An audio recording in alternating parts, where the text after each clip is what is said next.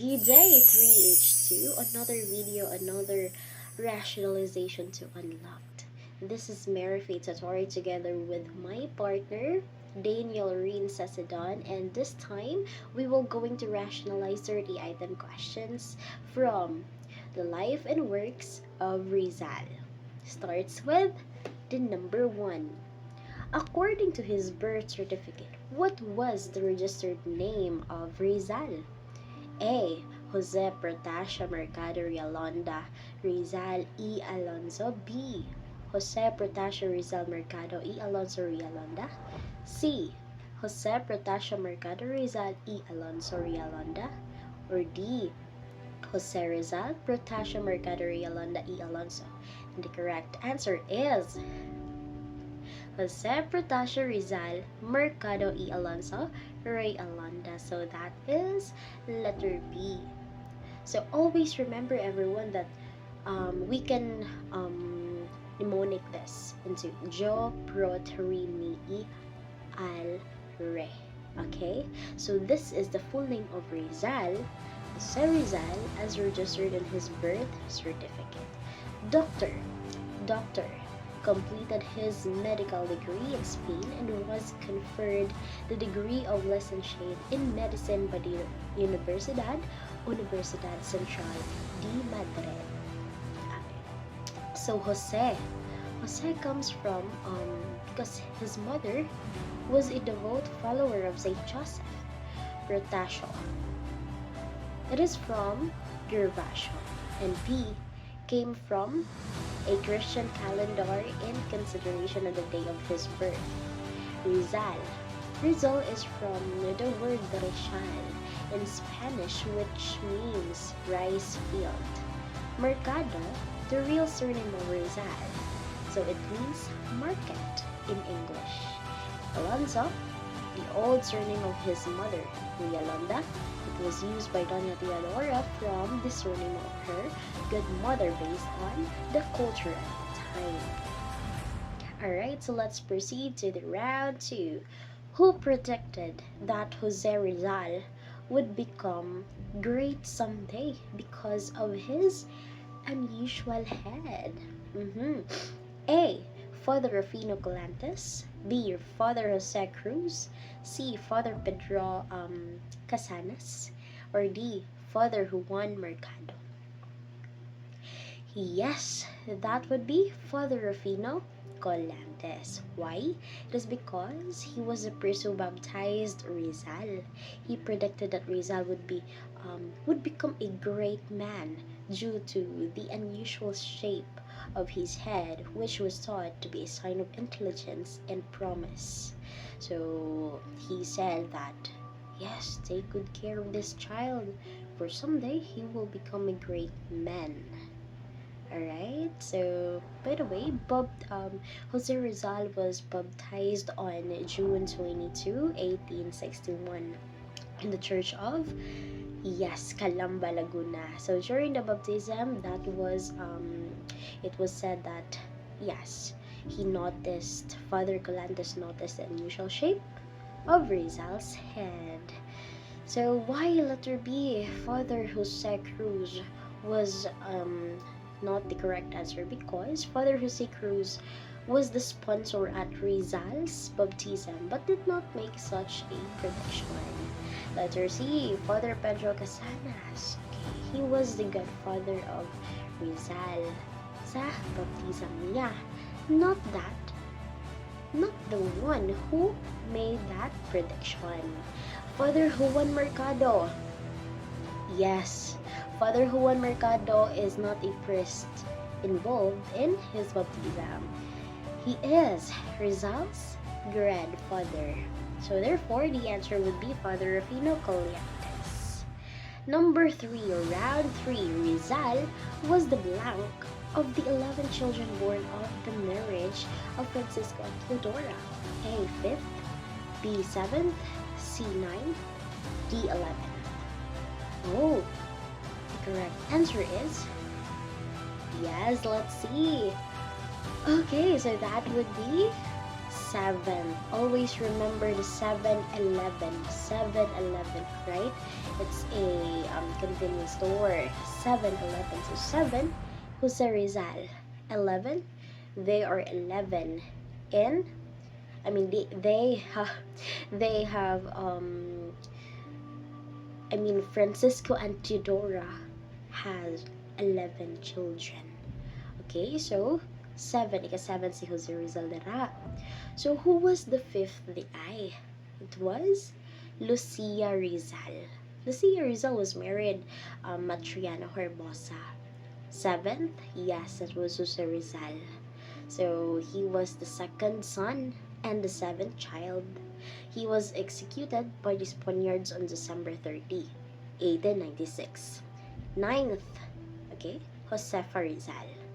So, is an epileptic, died in spinster. Yes. So 11th, it was Soledad Rizal.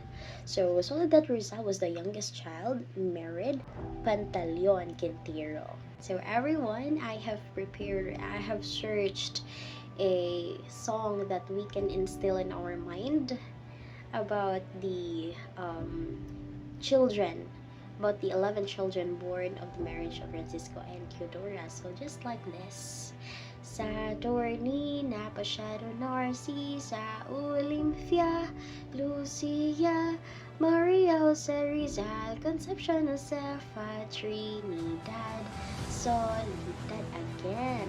Saturnina, Pasyado, Narcisa, Olympia, Lucia, Maria, Jose Rizal, Concepcion, Josefa, Trinidad, Soledad.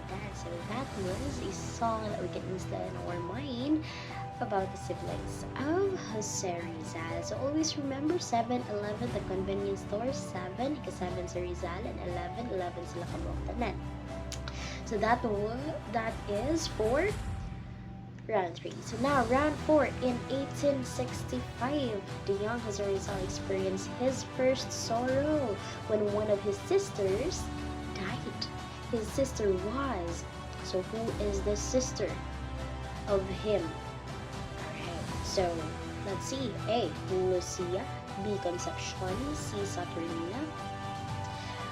Oh, I see. B, Saturnina. C, Saturnina, or D, Soledad. So the correct answer would be, yes, let's see. The correct answer would be B, Concepcion. So now we have the childhood memories of Rizal. So we have first the death of Concha or Concepcion. So this was the first sorrow of Rizal. Then Aya, we have his nurse. He was his caretaker when he was a little boy. She was like a second mother to him. Praying the Angelus, one of the most important memories of Rizal, as it taught him the importance of faith, discipline, and family traditions. Nocturnal walk. Now, Rizal's night walks with his father were special moments where they would talk about life and nature. The story of Moth, a story that was told by his mother. It was influenced Rizal's belief that it is important to fight for our beliefs, for your beliefs, even if there is a risk involved.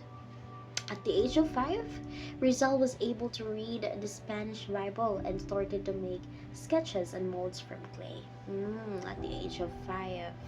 Now, we have the round 5. This is the translation of Rizal's farewell poem written by Andres Bonifacio. A. Mi ultimo adios. B. Pag-ibig sa tinubuang lupa. C. Kaiigat kayo. D. Pahimakas. The correct answer would be, yes, that would be Pahimakas. So Pahimakas, so Filipino translation of Rizal's famous farewell poem, Mi ultimo adios. So the Mi ultimo adios is the original title of the poem written by Rizal in Spanish, My Last Farewell. It is a poignant and iconic poem written by Rizal on the eve of his execution. It expresses his love for the Philippines, his sacrifice for his country's freedom, and his hope for a better future. And now let's proceed to the round 6. Which of the following is Rizal's pen name? A. Ute, B. Pepe, C. Usman, D. Dimasalang. Yes, the correct answer would be D. Dimasalang. Alright, so we have Dr. Jose Rizal. So Dr. Jose Rizal used several pen names during his lifetime to protect his identity, especially when writing articles and essays critical of the Spanish colonial government. So one of his most known pen names was Dimas Alang. So, which he was used when contributing to La Solidaridad, which is a reformist newspaper. So, the name Dimas Alang, it can be interpreted as not to be approached or untouchable. So it symbolizes his strong and independent stance against oppression. So why a okay, so it is not associated with Rizal than a Pepe.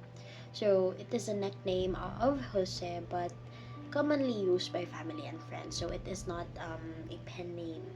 Then Usman is his dog. Yeah, so the correct answer would be D. Dimas Alang. Next, round 7 would be why were the Ilustrados considered as the enlightened ones? Enlightened ones. A. They provide electricity in the country. B.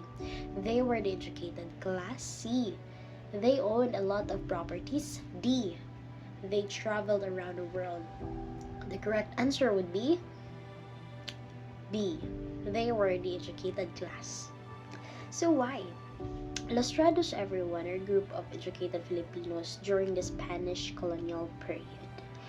So there are social classes in the Philippines during Rizal's time, the Spanish period. So first we have Peninsulares. These are Spaniards who born in Spanish.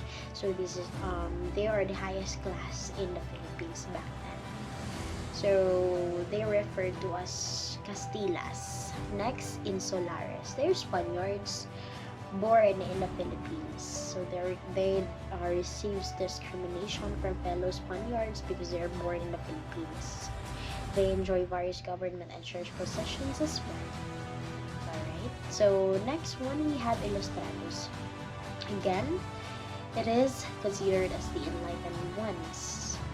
Alright, so it is constituted to Filipino educated class during the Spanish colonial period in the late 19th century. So they were the middle class who were educated in Spanish and exposed to Spanish liberal and European nationalist ideals. So yeah, so those are people who are called Ilustrados. Fourth, Principalia. It was a social and educated class in the towns of colonial Philippines composed of the gobernadorcillo, which is the town mayor, or the cabeza de barangay, which is the chief of the barangay, who governed the districts and the awardees of the medal of civil merit. Alright, so they are exempted from forced labor as well during the colonial period. Now we have mestizos. Mestizos are Filipinos who mix of mixed indigenous Filipino, like the mestizo de Sangle, which is person of mixed Chinese and Malay ancestry. Mestizo de Español, which is person mixed Spanish and Malay ancestry. Then Tornatras, which is a person of mixed Spanish, Malay, and Chinese ancestry. Next one, we have Indios. Indios, these are people, person of pure Austronesian, so Malay, Malayo, Polynesian. So these are our natives ancestry. Okay, next one, we have the round 8. Round 8. The following characteristics were hereditary influences of Jose Rizal from his Chinese ancestry, except one, which does not belong. A. Serious nature. B. Frugality. C. Love for children. Or D. Indomitable courage. Indomitable courage. Yes, That is the correct answer. So we have here the hereditary influences of Rizal. We have serious nature, frugality, love for children. These are inherited from Chinese ancestors. Indomitable, indomitable courage. So these are inherited from Malayan ancestors. So other inheritment here, we have inherited from his father the profound sense of self-respect, habit of independent thinking, and love of work. Love for work. Next, inherited from his mother, we have scientific ability, religious nature, spirit of self-sacrifice, and passion for arts and literature. These are inherited from his mother. Next, inherited from his Malayan ancestors the love of freedom, innate desire to travel, indomitable courage from his Chinese ancestors. From his Spanish ancestors naman, we have elegance of bearing, sensitivity to insult and gallantry to ladies. Next one, we have the round number 9. Round number 9, in June 1869, Rizal was enrolled in a school in Minyan, Laguna. Who was his first teacher in school? Okay, in school, A. Maestro Lucas Padua, B. Maestro Justiniano Aquino Cruz, Justiniano, C. Maestro Jose Beach, or D. Maestro Leon Monroy. So we have the correct answer here. Let's see. Yes, that would be letter B. Maestro Justiniano Aquino Cruz. So why? Alright, let's see. Rizal's teachers or private tutors. So first teacher is his mother. So Doña Teodora Alonso was Rizal's first teacher, introducing him to reading and writing. She instilled in him the value of education, discipline, and love for learning. She also taught him prayers and religious values, serving as the foundation of his moral and intellectual development.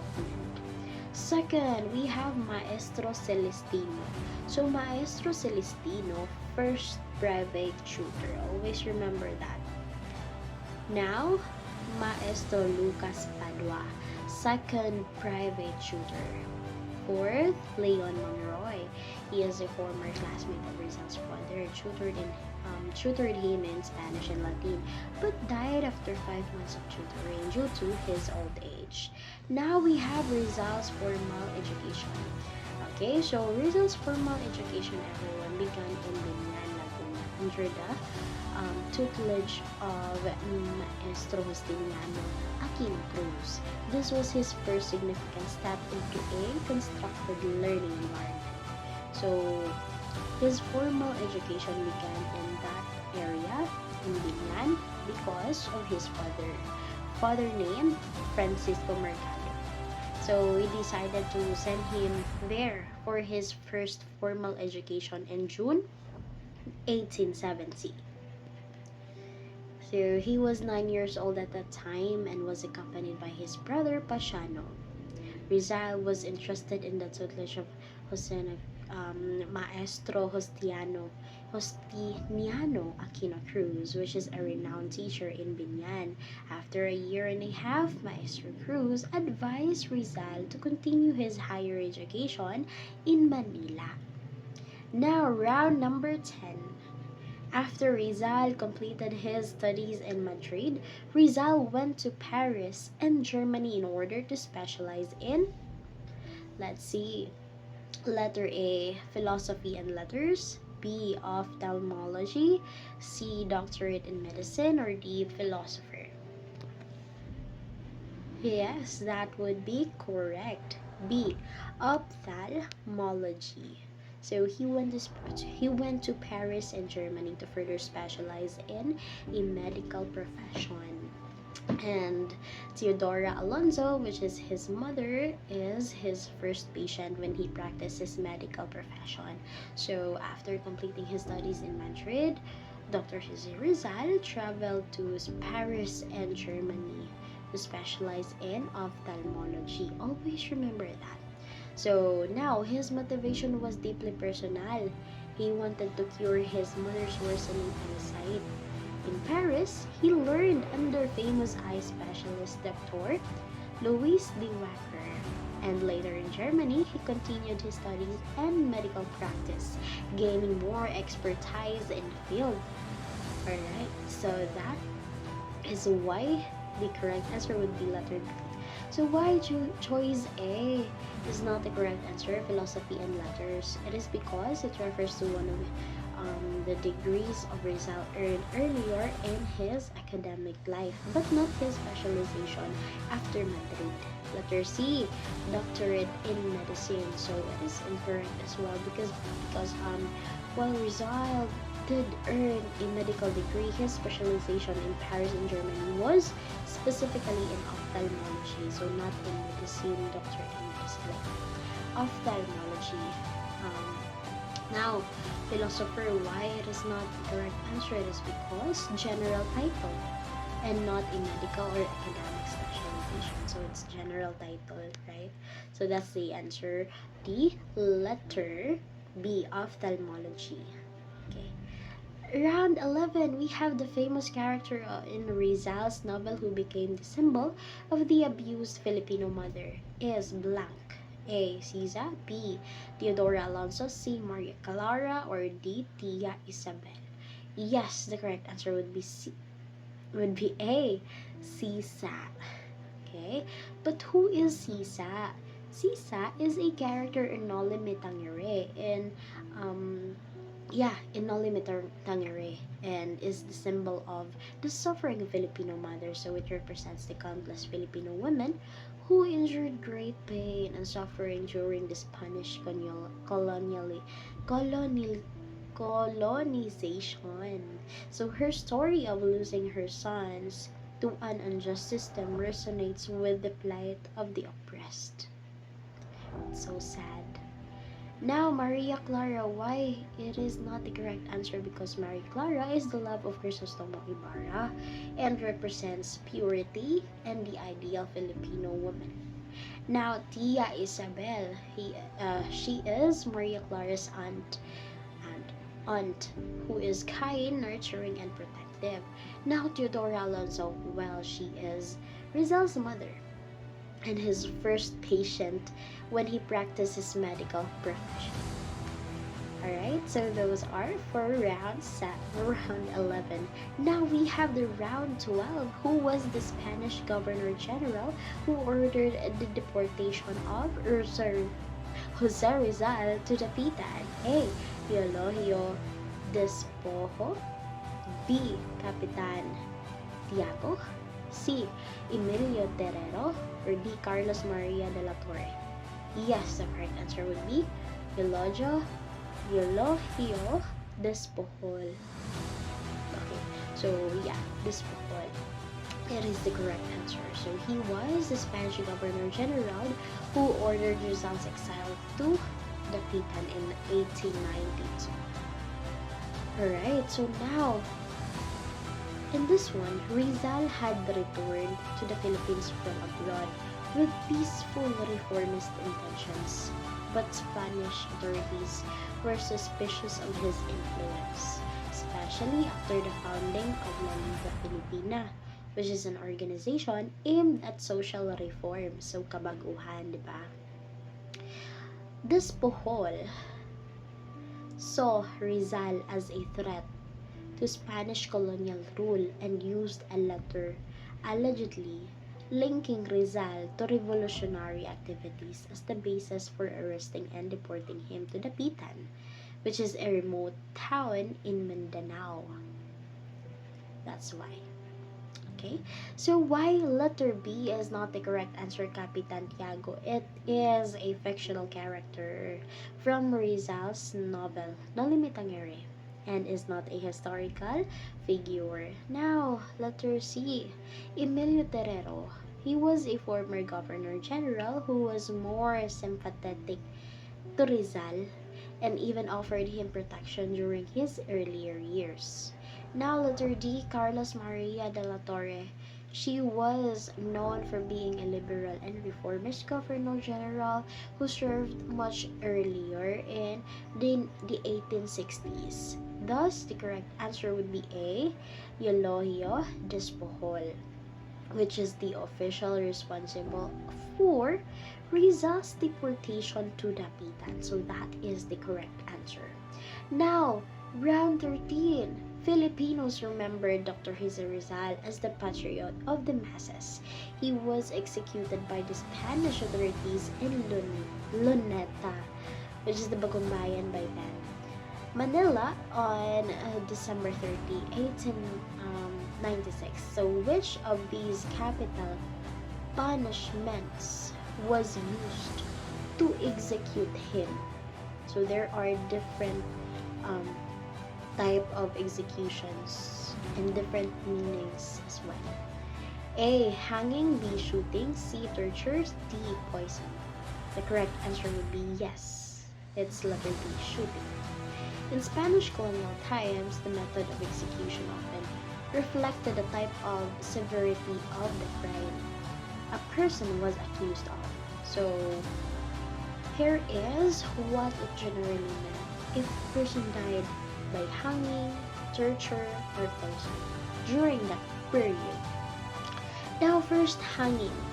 Okay, hanging was a common method for criminals accused of ordinary crimes like theft, murder, or rebellion, for those not considered elite or high profile. Now, the implication. So, yeah, it was often used for lower class individuals or those without political influence. The message would be public hanging served as a warning to the population and were intended to maintain order and fear. Next, we have torture. So, torture was not always used to kill, but rather to extract confessions, punish, or humiliate the accused. However, some people did die from excessive torture. So, dying from excessive torture often meant the person was subjected to intense interrogation, especially if they were suspected of conspiracy or rebellion. So the message showed the brutality of the regime and was a way to silence dissenters or first force information out of them. Now, poison. Why poisoning? Okay, poisoning was not a standard method of execution during Spanish rule. If someone died by poison, it is more likely an assassination or covert killing, possibly to silence or eliminate someone without public spectacle. Now, we have the round number 14. Rizal fought for freedom in a silent but powerful way, expressing his fervent wish for the Philippines in his novels, poems, essays, and feature articles rather than through the use of force and aggression. The quotation the best describes his heroic method is blank. A. Death is better than a life of dishonor. B. Give me liberty or give me death. C. The pen is mightier than the sword. D. To err is human, to forgive is divine. Yes, the correct answer would be letter C. So Dr. Rizal, everyone, is remembered for his peaceful and intellectual approach to fighting colonial injustice. He was writing novels, essays, poems, and articles just to expose the abuses of the Spanish regime and awaken Filipino nationalism. So his works like Noli Me Tangere and Il Filibusterismo stirred the minds of the Filipinos and laid the foundation of the revolution, not only the minds but as well as the hearts. So yes, now the quotation pen name is mightier than the sword. Yes, it perfectly captures Rizal's heroic method using words and ideas rather than weapons to fight for justice and reform. Why letter A is not the correct answer? It is because death is better than a life of dishonor. It is noble, but emphasizes sacrifice, not Rizal's method of peaceful resistance. Letter B, why? Give me liberty or give me death. Well, it is famously associated with Patrick Henry and focuses on violent resistance, which Rizal avoided. Now, choice D, to err is human, to forgive is divine. It speaks about forgiveness, which does not specifically relate to Rizal's activism through writing. Thus, the correct answer would be the pen is mightier than the sword. It is the most accurate quote to describe Rizal's silent but powerful fight for freedom. Yeah, so now last but not the least in my part, before I will pass you to Miss Daniel Lorin Sacidon, we have the round number 15. Who was the main proponent of the Rizal Law? A. President Emilio Aguinaldo. B. Senator Claro M. Recto. C. Senator Juan Miguel F. Zubiri. D. President Ramon Magsaysay.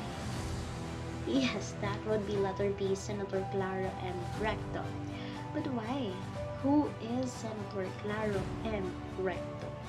Senator Claro M. Recto was a Filipino politician, statesman, lawyer, jurist, author, writer, columnist, and poet. So, he was the main proponent of the Rizal Law.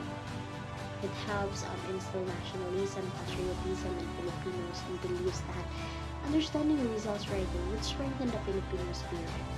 So he was the main proponent of Rizal Law or the Republic Act of 1425. Always remember that Republic Act 1425.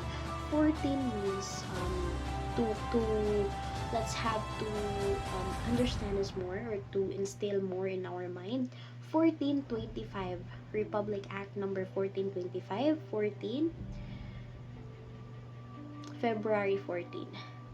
Heart's Day. So Rizal has the heart of many. He awakens the heart of many people, right? 14. Next, 25. The birth of Jesus. Rizal is just like Jesus. He has the character like Jesus because he sacrifices his life to all of us Filipinos. So that's why we must not forget the Republic Act number 1425. Alright? So, yes, Senator Claro M. Recto, he authored a bill that required the life works and writings of Dr. Jose Rizal, specifically or especially the No Limitangere and El Filibusterismo. So these books to be taught in all schools in the Philippines. His aim was to instill patriotism and moral character in the youth by studying Rizal's ideals and sacrifices. So despite strong opposition from some religious groups who found Rizal's works critical to the church, Recto stood firm, defending the laws, educational and nationalistic value with the support of Senator Jose P. Laurel. The law was eventually passed in 1956. So why letter A is not the correct answer, President Emilio Aguinaldo? Well, President Emilio Aguinaldo was the first president of the Philippines long before the Rizal Law was proposed. Letter C, Senator Juan Miguel F. Zubiri. So he is a contemporary politician and not involved in the 1950s legislation. President Ramon Magsaysay, well, he signed the Rizal Law into effect, but he was not its main proponent. The main proponent is Senator Claro M. Recto. He has the driving force behind the Rizal Law. He is the driving force. So those are the questions that I was assigned to rationalize. Now I will pass you to teacher or to Miss Daniel Rins Asidon. Miss Daniel? Thank you so much for that, Teacher Faith. Now let's proceed to the next rationalized question. Who was the grandfather of Jose Rizal who served as the captain municipal of Binian? A. Domingo Mercado, B. Francisco Mercado, C. Clemente Mercado, or D. Juan Mercado? Yes, it is letter D. Juan Mercado. Now, who is Juan Mercado? Juan Mercado is the son of Francisco Mercado and grandfather of Jose Rizal, who served as the Gobernador Silio or Captain Municipal of Binian. So Domingo Mercado was not the grandfather of Jose Rizal because Domingo Mercado is the great-great-grandfather of Rizal, which is a Chinese immigrant entrepreneur. Then Francisco Mercado was also the first Francisco of the family, the son of Domingo Mercado, and great-grandfather of Jose Rizal. Then it is also not Clemente Mercado, because he is the son of Francisco Mercado and a brother of Juan Mercado. Now, let's proceed to the next rationalized question. What was the best poem ever written by Jose Rizal? Is it A. La Indolencia de los Filipinas, B. A la Juventud Filipina, C. Mi Ultimo Adios, or D. Mi Primera Inspiración? Yes, it is letter C. Mi Ultimo Adios. Now, what is Mi Ultimo Adios? So, Mi Ultimo Adios, that is the last and farewell poem expressing love for the Philippines, he most famous and considered as the best of Dr. Jose Rizal. The Mi Ultimo Adios is written shortly before his execution in 1896 and also is a poignant expression of his love for the Philippines and his unwavering commitment to its freedom. This poem, filled with power, imagery, and symbolism, articulates his deep patriotism and his willingness to sacrifice his life for his country. And also it is considered his best because of its emotional intensity, its masterful use of language, and its lasting impact on the Filipino people. And also it became the anthem for the Philippine Revolution and continues to resonate as a powerful symbol of national identity and love of country.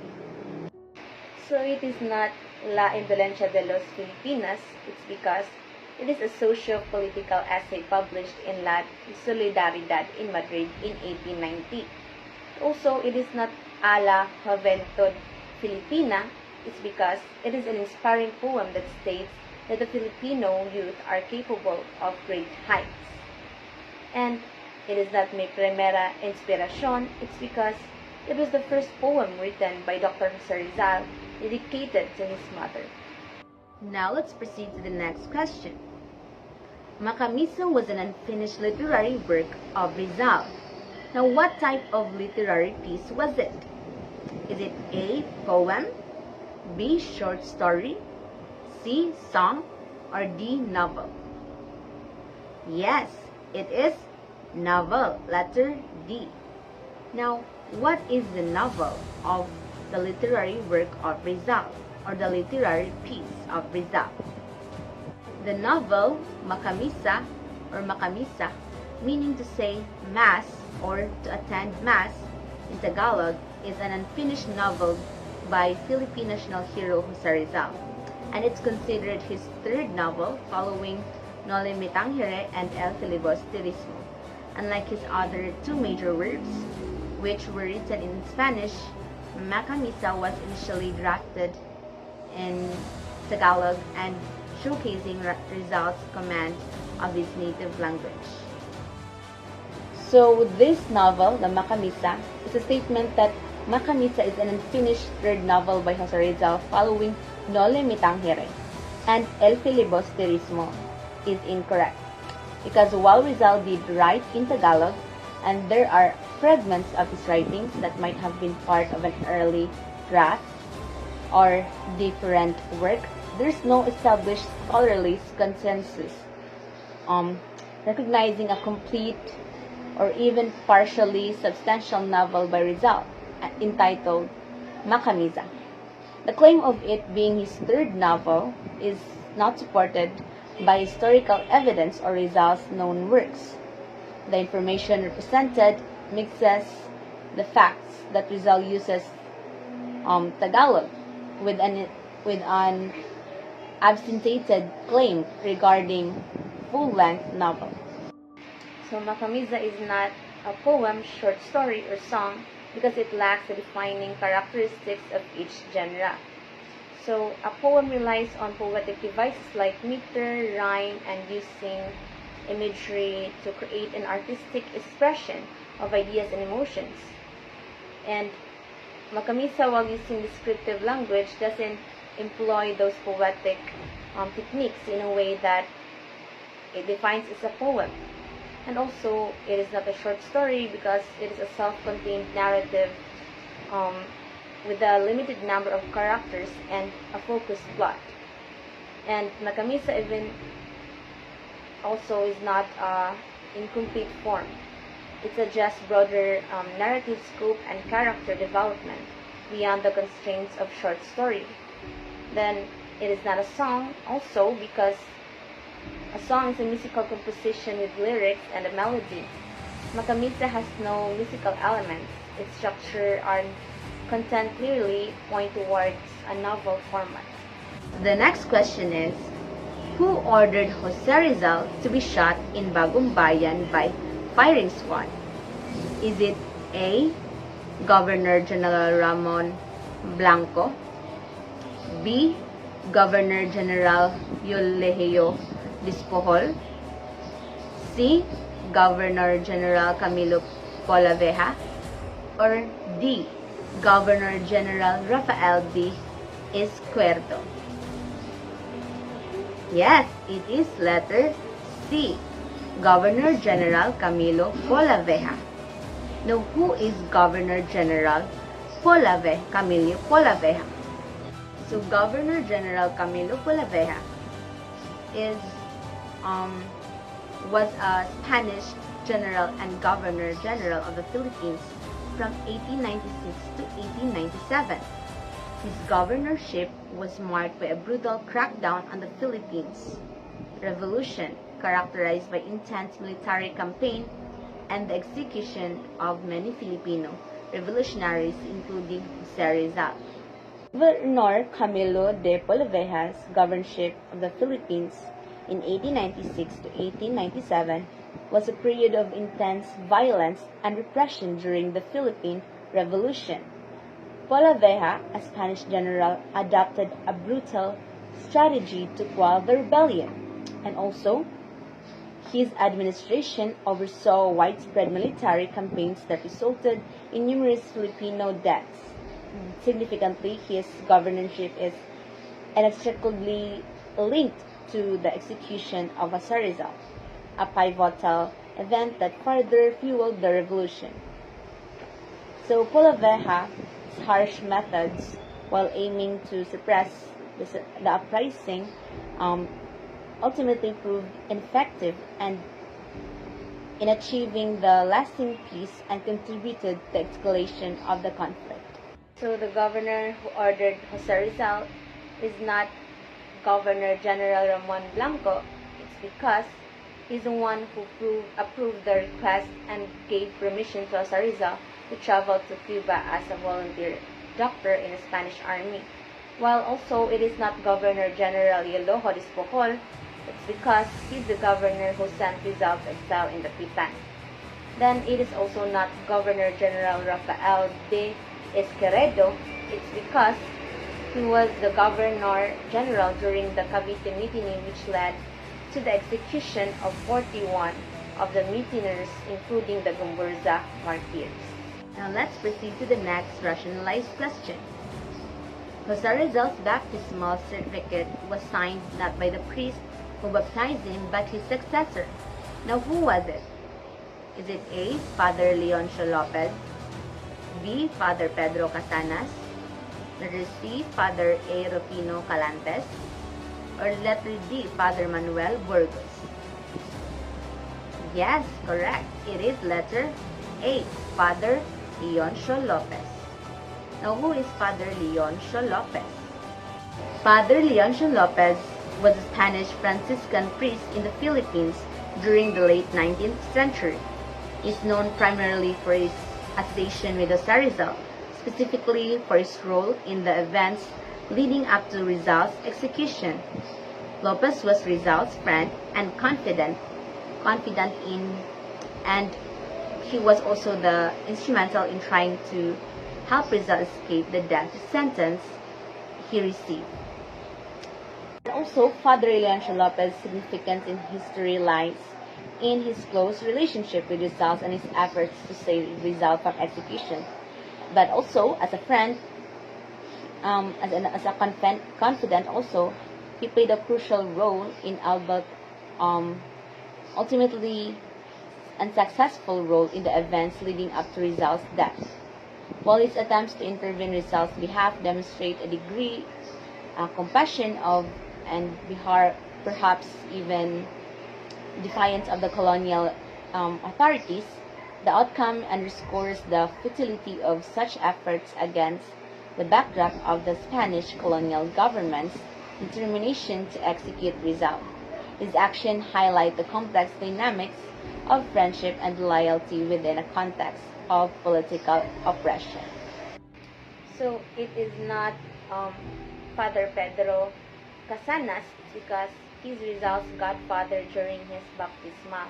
Then it was also not Father A. Rufino Calantes. It's because he's the one who baptized Rizal on June 22, 1861. Then it is also not Father Manuel Burgos because he's the nephew of Jose Burgos, one of the Gomborza. He's the one who helped Rizal to be admitted in Ateneo. Now let's proceed to the next question. It is an act to include in the curricula of all public and private schools, colleges, and universities courses on the life, works, and writings of Rizal, particularly his novels, No Limitangere and El Filibusterismo, authorizing the printing and distribution thereof, and for other purposes. Now, what article was it? Is it A, RA 1225, or B, RA 1325, or C, RA 1425, or letter D, RA 1525? Yes, it is C, RA 1425. Now, what is RA 1425 or the article 1425? Now, RA 1425 is an act to include in the curricula of all public and private schools, colleges, and universities courses in the life, works, and writings of Jose Rizal, particularly by his novels No Limitangere and El Filibusterismo, authorizing the printing and distribution thereof and for other purposes. Now, to further explain the RA 1425,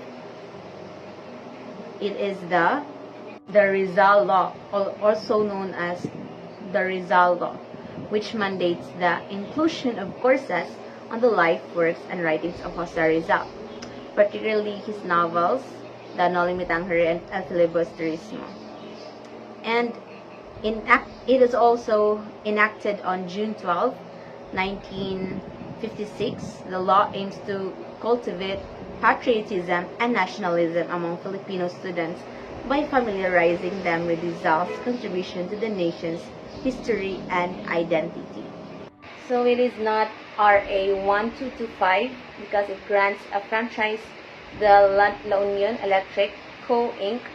for an electric light, heat, and power system in a certain municipalities of La Union according to the Supreme Court library.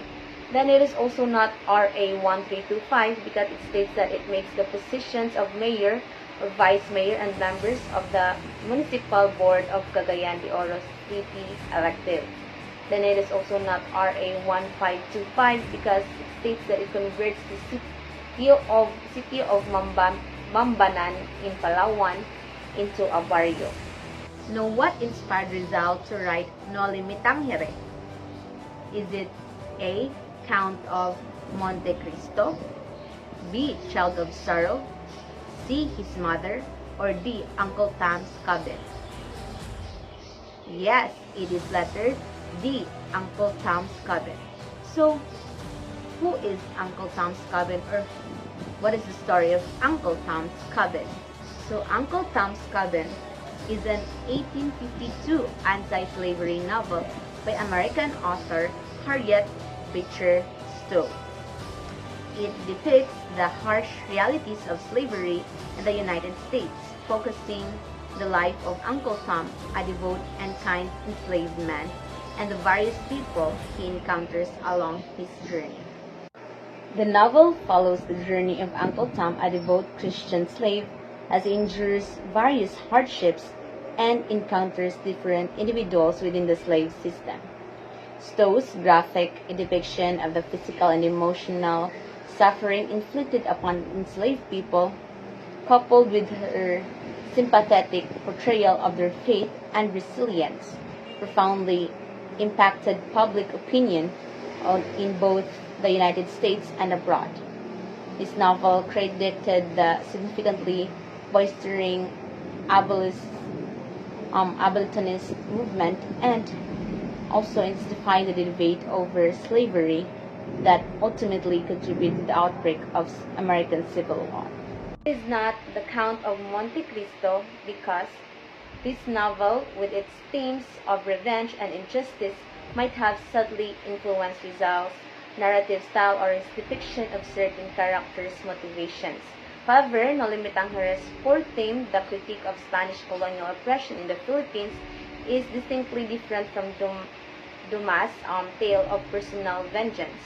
While the structure and pacing might share some similarities, and under the message is vastly different. Also, it is not The Child of Sorrow. It's because this novel by a fellow Filipino might have provided Rizal with a sense of shared national identity and literary precedent of tackling social issues within a Filipino context.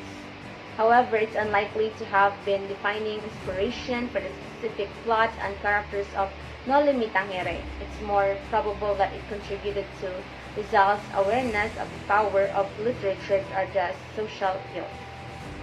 Then also, it is not his mother. It's because Rizal's mother, Chidora Alonzo, was a strong and influential figure in his life. Her influence likely shaped his moral compass and instilled him a sense of justice and compassion. And it is actually crucial in understanding Noli Me Tangere. It's because the novel is imbued with a deep sense of empathy for the suffering of the Filipino people. However, his mother's direct influence was more about his overall worldview and values rather than a specific plotline or character inspiration for the novel. Now let's proceed to the next rationalized question. Now, who provided the funds that Rizal needed to get the Noli Me Tangere published? Did A. Valentin Ventura, B. Antonio Luna, C. Maximo Viola, or D. Jose Mabasa? Yes, it is letter C. Maximo Viola. Now, who is Maximo Viola? Viola, in 1857 to 1915, was a Filipino ophthalmologist and also a close friend of Jose Rizal. He's best known for his significant contribution to the publication of Rizal's groundbreaking novel, Noli Me Tangere. And also, Maximo Viola's importance in Philippine history stems from his crucial role in the publication of Jose Rizal's Noli Me Tangere, which also, again, the close friend of Jose Rizal and the Filipino people, Viola provided Rizal with the financial support necessary to print the novel in Europe. Without Viola's generous contribution, the publication of his groundbreaking work, which played a significant part in the growing movement for Philippine reform, might not have been possible. This act of generosity cemented Viola's place as a key figure in the events surrounding the birth of modern Philippine nationalism and literature. His support for Jose Rizal's work demonstrates a commitment to the cause of Philippine reform and highlights the collaborative nature of the movement towards independence. The reason why it is not Valentin Ventura is because Valentin Ventura was a friend of Rizal and a fellow Filipino living in Europe. While he later significantly aided in the publication of El Filibusterismo, there's no evidence suggesting he was directly approached for funding No Limitang Here. His financial contributions to Rizal's later work demonstrate his support for Rizal's cause, but the timing and circumstances differed significantly. While also Antonio Luna, a renowned Filipino general and scientist who was not yet a prominent figure in the reform movement during the publication of No Limitang Here, because his involvement in the fight for the Philippine independence came later, it's highly unlikely to have been a source of funding at the time or even in a position to provide substantial financial assistance. Then it is not also Jose Mabasa because he was a significant figure in the Filipino community in Europe and a known supporter of Rizal. However, he was also facing his own financial constraints and challenges in supporting the bargaining reform movement while he provided some financial support to Rizal at other times. And also it's possible that he was unable or unwilling to commit the considerable funds required to the entire publication of No Limitang Here. The publication required a substantial sum and Basa's resources were stretched thin in supporting various aspects of the reform movement. Now let's proceed to the next rationalized question. The famous great triumvirate of the propaganda movement was composed of the reformists reformed the propaganda movement and used their pen to expose the abuses of the Spaniards. Now, which of the following does not belong to the group of reformists? Is it A. Dr. Jose Rizal, B. Emilio Aguinaldo, C. Marcelo H. del Pilar, or D. Graciano Lopez Jaina? Yes, it is letter B. Emilio Aguinaldo. Now, why is it not Emilio Aguinaldo? Now, Emilio Aguinaldo does not belong to this group of reformists because, while Emilio Aguinaldo was a significant figure in Philippine history in the fight for independence during the Philippine Revolution, he was not part of the propaganda movement. The propaganda movement pursued reforms within the Spanish colonial system, while Aguinaldo and the revolutionaries ultimately sought complete independence from Spain. Emilio Aguinaldo's inclusion of the propaganda movement highlights a crucial difference in approach to the achieving Philippine self-determination. And also the propaganda movement primarily composed the intellectuals and writers advocate for reforms within the existing Spanish colonial system. They believed that gradual reforms could eventually lead to greater autonomy and better conditions for Filipinos. Aguinaldo, on the other hand, he represented a more radical approach. He is not Jose Rizal because his novels No Limitang and Filibusterismo serve as powerful indictments of Spanish colonial abuses. His intellectual stature and international recognition gave the movement significant credibility. Well, it is also not Marcelo H. del Pilar, it's because he is a skilled writer and journalist. He served as a key editor of La Solidaridad, the movement's newspaper. His sharp wit and satirical writings effectively exposed the hypocrisy and corruption of the friars and colonial authorities. Well, he's also not Graciano Lopez Jaina because he's a gifted orator. He delivered powerful speeches that rallied support for the reform movement. His eloquent prose and persuasive arguments resonated with both Filipinos and some sympathetic Spaniards. Now, during their discussion of the No Limitang Here, the students debated on the identity of the Filipino. During much of the Spanish occupation, how were the natives of the Philippines called? A. Principalia, B. Indios, C. Insulares, or D. Peninsulares? Yes, it is letter B. Indios. Now, what is Indios? Or why is it Indios? Because Indios, the term Indios was the most common way to refer to the native Filipino population during the Spanish colonial period. It was a term that reflected the colonial power dynamic and the subordinate stature of the indigenous people. The use of Indios served to establish and reinforce subordinate status of the Filipinos within the Spanish colonial system. It carried with the connotations of inferiority, otherness, and a lack of full humanity in the eyes of the Spanish colonizers. The term's usage, the Spanish claim to superiority and the Filipinos' perceived subservience, the very act of labeling the Filipino as Indios was a way of defining and limiting their identity within the colonial framework. So it is not the Principalia because this term refers to the elite of class of Filipinos. They were the wealthy and the influential members of society, often collaborating with the Spanish colonial administration, and they were not a term of the general population. It is also not insulares because this term refers to the Filipinos born in the Philippines but of Spanish descent. They were not considered natives in the same way as those of purely Filipino ancestry. Also, it is not peninsulares, it's because this refers to Spaniards born in Spain and residing in the Philippines. They were the highest social class in the colony and held significant political and economic power, and they were not Filipinos. Now arrange the following events chronologically from the first to the last.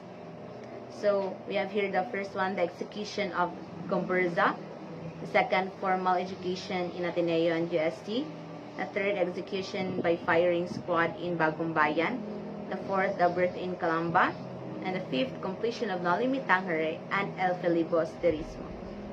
Now, do the first to the last.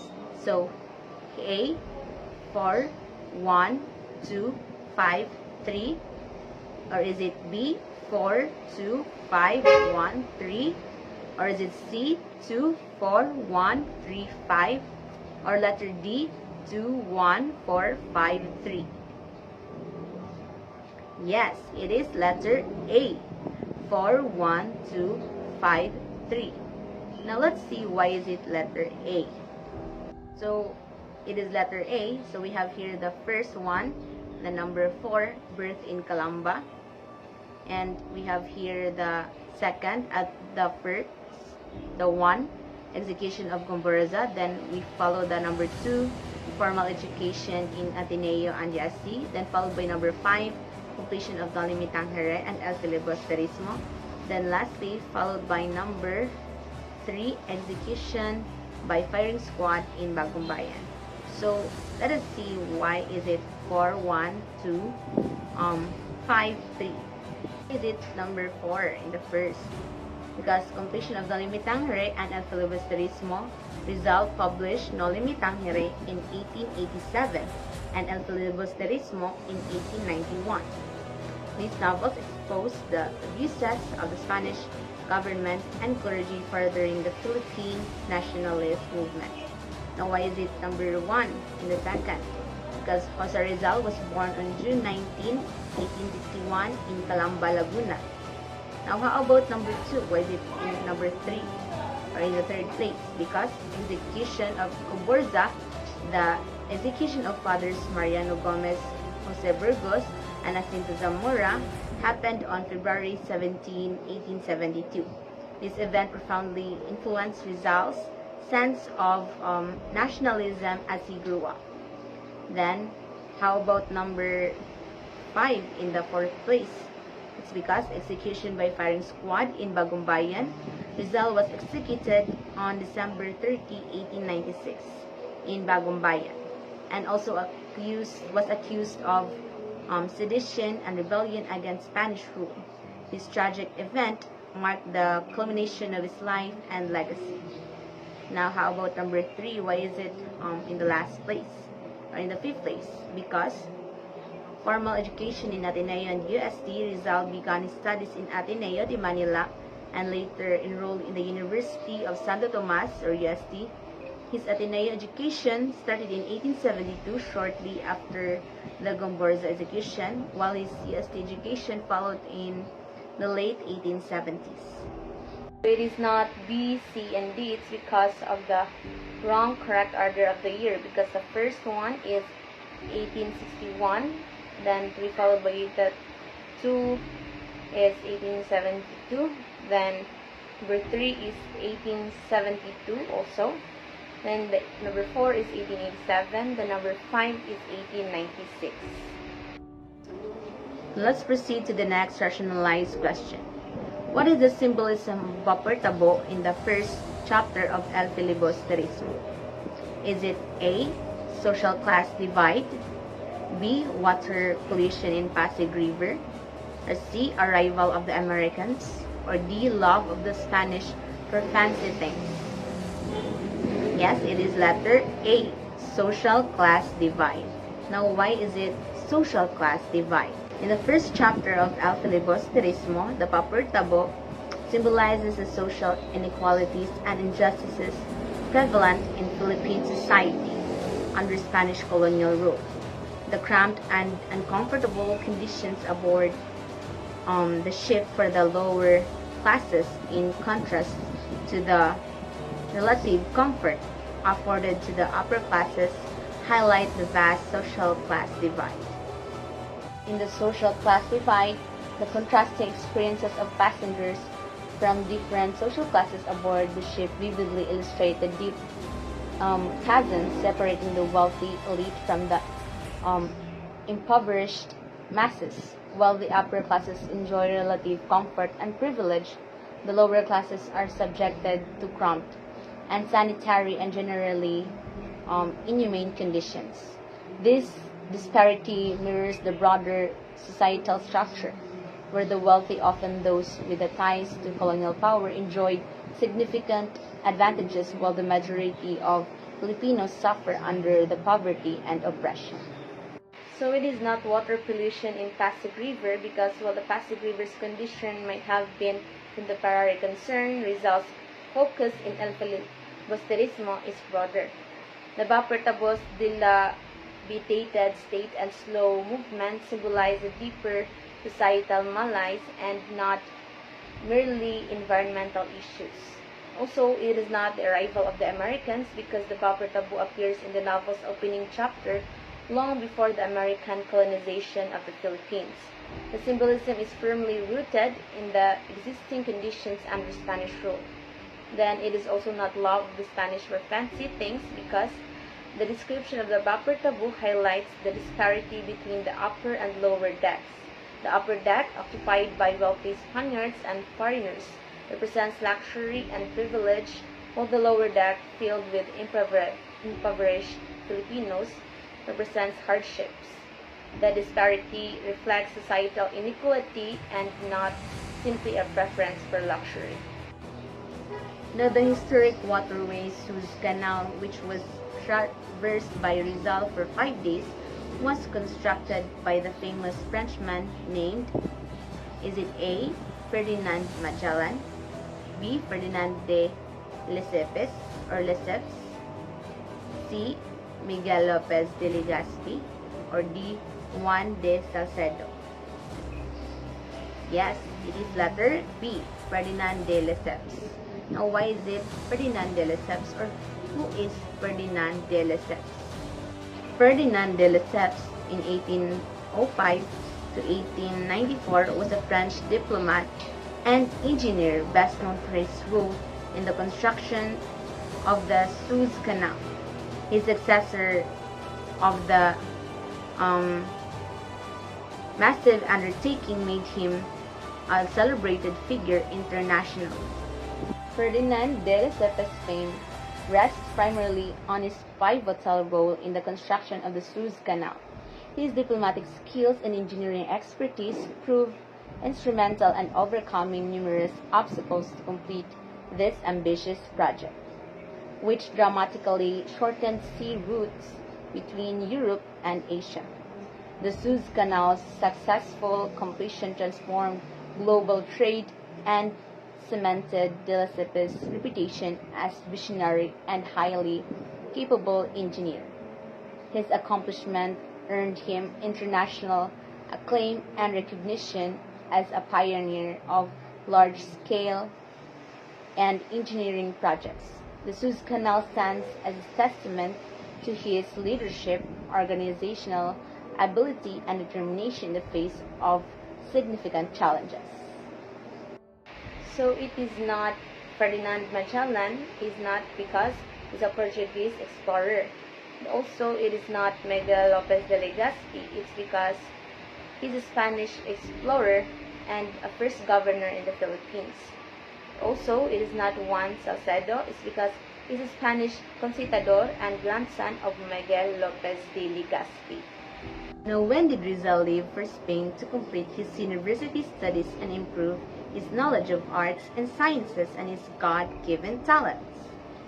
Now, is it A, May 3, 1880, B, May 3, 1881, C, May 3, 1882, or D, May 3, 1883? Yes, it is C, May 3, 1882. Now, why is it C, May 3, 1882? 1882 because the date Rizal left the Philippines for the first item or the first time to complete his studies in Spain. The May 3, 1882 also marks the date of Rizal left in the Philippines for the first time. This departure was a significant turning point in his life and in Philippine history. He embarked on the journey to continue his studies in Spain, specifically at the Universidad Central de Madrid, aiming to pursue a degree in ophthalmology. However, his time in Spain extended beyond formal academics. It was a period of intense intellectual and political awakening for Rizal.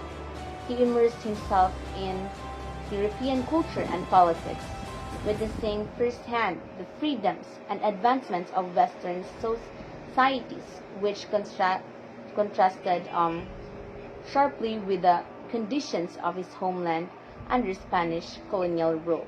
So it is not May 3, 1880, 1881, and 1883.